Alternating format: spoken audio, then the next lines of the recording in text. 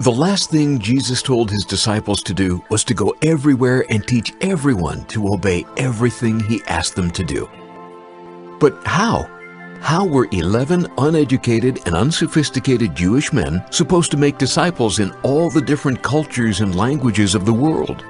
They had no money, no power, no organization, and no leader. And to make matters worse, they were outcasts in their own society and religion.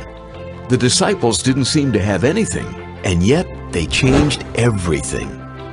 What they did have was a life-changing experience with Jesus, a willingness to simply obey, the power of the Holy Spirit. Oh yes, and lots of contacts. What we call today a social network. Here's what happened.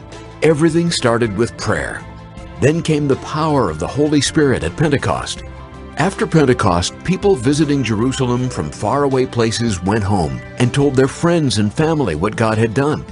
And when those people passed on what they had experienced, the good news about Jesus spread like wildfire. Post-Pentecost social networking is how the gospel went viral. That was over 2,000 years ago. So how are we doing today? There is some good news and some not so good news. The good news, the number of Christians is increasing. The not so good news, the percentage of Christians is stuck. So what's the problem? And how can we solve it? The biggest issue seems to be that not all believers in Jesus are actually obedient followers of Jesus. The main job of being a disciple of Jesus is to make more disciples. But not many people are doing that today. In the first century, what created a spiritual revolution was disciples making disciples who made disciples. Dozens became hundreds, hundreds became thousands, and before too long, thousands had multiplied to millions.